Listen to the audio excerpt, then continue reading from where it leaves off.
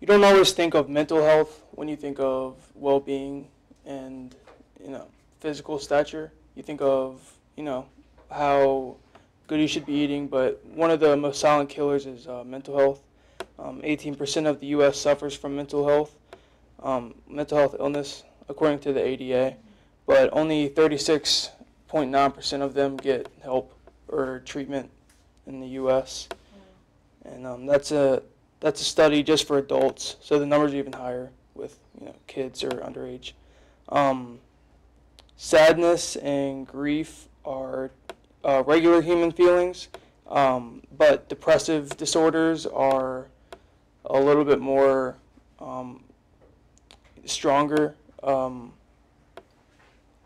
It's more than just feeling sad or deprived. Healthline.com says 16.2 million adults have had at least one depressive episode in just a given year's time. Seasonal depression is a depression that is based on seasonal changes. So it doesn't necessarily mean an event has happened. It's just a pattern of, because of this season, typically winter, people go into a state of feeling not so great. And although not too many people suffer from that, it's still important because people are getting depressed. It's just something to look out for. And 80% of those people that suffer from seasonal depressive disorders are women. So that's tough. And then symptoms of depression, typically being irritable from small things, and anxiety and stress or restlessness.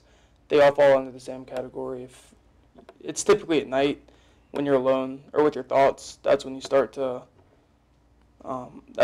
feel that way, and that, you know, affects your sleep.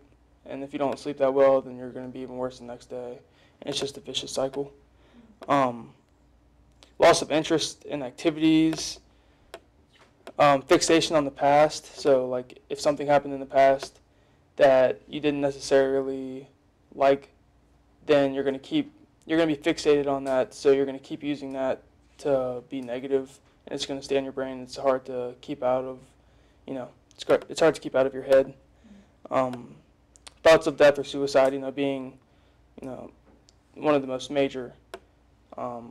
Depression typically leads to thinking like that, and, you know, it's not something that, you know, take the matter lightly. It's, I mean, a lot of people die from suicide, so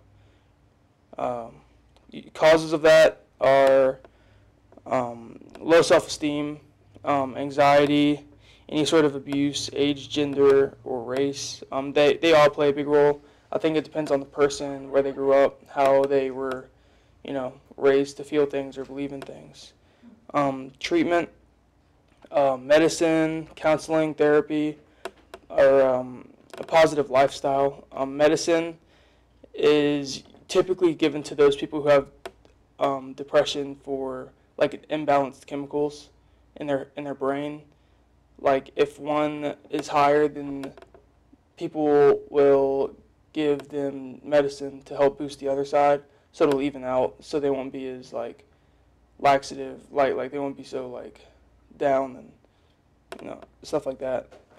Counseling and therapy, it doesn't affect everyone. Most people that have depression or anxiety don't really want to open up about it because, you know, especially for most men, it's a sign of weakness to open up to people, and it's just kind of, the society has shown is like they look up to men as, like, you know, the stronger, you know, that's just how it is, like, typically.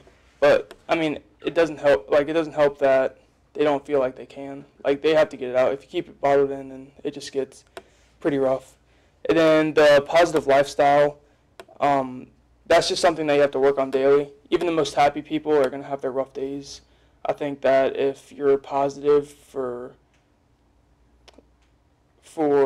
just being like if you're just positive to be positive, then you're going to be happier with the outcome that you get compared to when you're, you know, down or depressed about other things. Because you could have, you know, you could get a B on a test, but if you look at it as could have gotten an A, then you're not going to think it's great. You could think of it like, I got a B, I can do better next time.